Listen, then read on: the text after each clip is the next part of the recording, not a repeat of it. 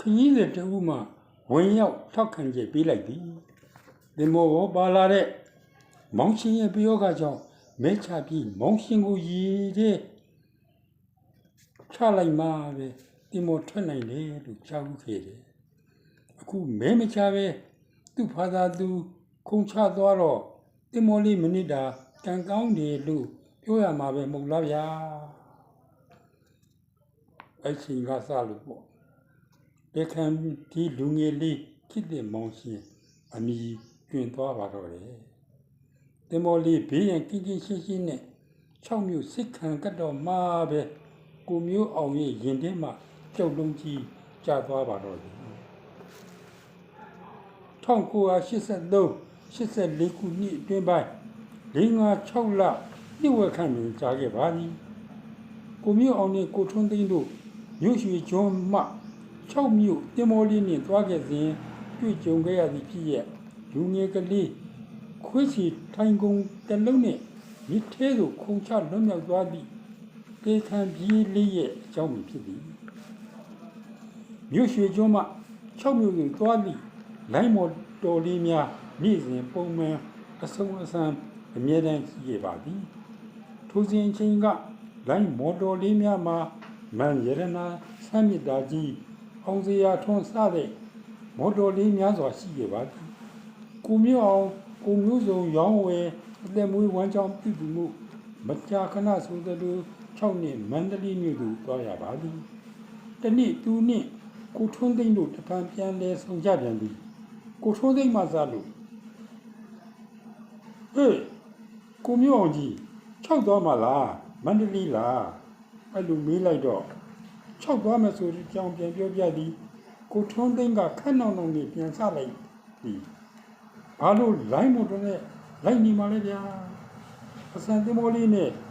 လိုက်ကြရအောင်လားအဲ့လိုဆိုလိုက်တော့ကိုမျိုးအောင်အမှတ်ရသွားသည်သူတို့နှစ်ဦးတင်မောလေးနဲ့သွားစဉ်ကြောက်ဒူးတုံခဲ့ရသည့်အဖြစ်ကန့်မြင်သွားသည်အောင်မလေးဗျာတင်မောလေးနဲ့တော့မလိုက်ရဲတော့ပါဘူးရေမကူးတဲ့လူကြောက်ရတဲ့အထက်ဝါဆိုဝါကောင်လာကြမှာတင်မောလေးနဲ့သွားပြခဲ့လို့အကြောက်ကလေးကနေကြောက်ကြီးဖြစ်သွားပြီဗျို့ကိုထွန်းသိန်းရေဒီသူယခုသူရဲနိုင်တာပေါ့တေဘေးကလွတ်ခဲ့တာကိုတစ်ချိန်ကရဲနိုင်ဖို့နေနေသားသားသူ့မျက်ခွက်ဇီးရကမှကြည်ရလိမ့်မယ်ရဲနေဒီကြားမှာစကားမဆက်ပြောအောင်မေးဗျဘုန်းနဲ့တင်းမောမကျုံနဲ့တက်ခံပြီးအကြောင်းမင်းသိတာကိုမျိုးအမှန်တိုင်းဝန်ခံလိုက်ပြီးမသိဘူးဗျစူစမ်းပါဦးကိုထွန်းသိမ့်သည်သူသိသည့်အတိုင်းအကြောင်းစုံချင်းပြပါသည်တက်ခံပြီးလေးကဖတ်တဆိုးလေးမှုသူ့မိကိုနဲ့အတူရည်သည်အရွယ်လေးကရောက်လာပြန်မရွယ်သူအပေါင်းတင်းကလည်းများလာသည်ပြောခြင်းပါခြင်းလူချင်းနာတွေ့လည်းများလာသည်သူပေါင်းတင်သည့်အထက်လူကောင်းလည်းပါလူဆိုးလည်းပါပါသည်လူတန်းစီမနေနိုင်သူစီးပွားရေးလုပ်ငန်းများလည်းမရှိသူဖြစ်လူငယ်သဘာဝအတိုင်းမြင်သမျှလူချင်းလို့ဆွဲတော့အလွယ်ရတာတွေရှိလာသည်ပိုအတင်းရဲလာသည်စပိန်ဆိုင်ကဈေးတွင်အိမ်အတွင်းအဖိုးတန်ပစ္စည်းကမှမစဆွဲရဲယူရဲလှုပ်လာသူတူဖြစ်လာသည်လူဆိုတာသတိမထားခြင်းခံကြရတာမို့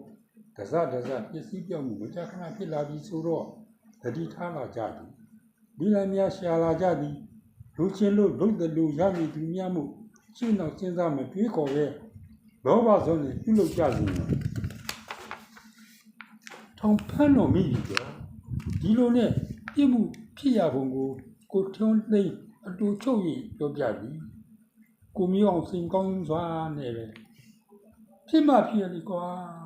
သူကိုကြည့်တော့ဂျုပ်လီကသနာကမားနဲ့သူ့ရဲ့တက်ဒီကိုအလွဲသုံးစားလုပ်တယ်ကွာမင်းကလည်းဘာတိလို့တို့နဲ့တင်ပေါ်ပါတွေ့တာဒုတိယအချိန်တွေ့ရတာအရင်ကြုံခဲ့တာကောမင်းသိလားမသိပါဘူးကွာပထမတစ်ချိန်ကလည်း900ပါပစ္စည်းနဲ့ လက်ပူးလက်ချက်မိပြီးအချုပ်ခန်းကိုပို့တော့ကကားနေတယ်ကွာကိုမျိုးအောင်ခေါင်းထောင်လို့ပါးစပ်အောင်းသားနဲ့ဟင်ပြောစမ်းပါအောင်ဟာအဲ့ဒီတော့ကဒီလိုကွာစလီနဲ့ထောက်ချားမှာဖြစ်ခဲ့တာအကာဝိပြောရင်သူတင်မောလေးပေါက်တော့မယ်လို့ဖြစ်တဲ့နေရာရောက်လို့ဆိုရင်လည်းမမဘူးတေကန်ခေါ်လာတဲ့တေခံလေးဟာမော်ဖျားနဲ့တရမ်းနဲ့နေရာရောက်တော့ခမောက်တယ်ရက်တဲ့သားတွေလည်းဒလိခောက်ခွေးဖြစ်နေတော့ထွက်ပြေးလွတ်မြောက်သွားတာလို့ပြောကြတယ်ကွာကိုမျိုးအောင်ချင်းဝင်လာပြင်နေပြီသူကဆက်ပြီးငါနဲ့ဒီကလေးလောက်တာတိတိဆိုင်ဆိုင်ပြုရတာမင်းမှတ်မိရမဟုတ်လားမြစ်ထဲတိုင်းမင်းထိုးချပြီးတာလေကွာမှတ်မိတာပေါ့ကွာမိုးရဲလီရဲလိုင်းပြီးကြားကသူ့အစားကြောက်လို့လို့ဘလို့ဆွမ်းရှိလို့လည်းမသိဘူး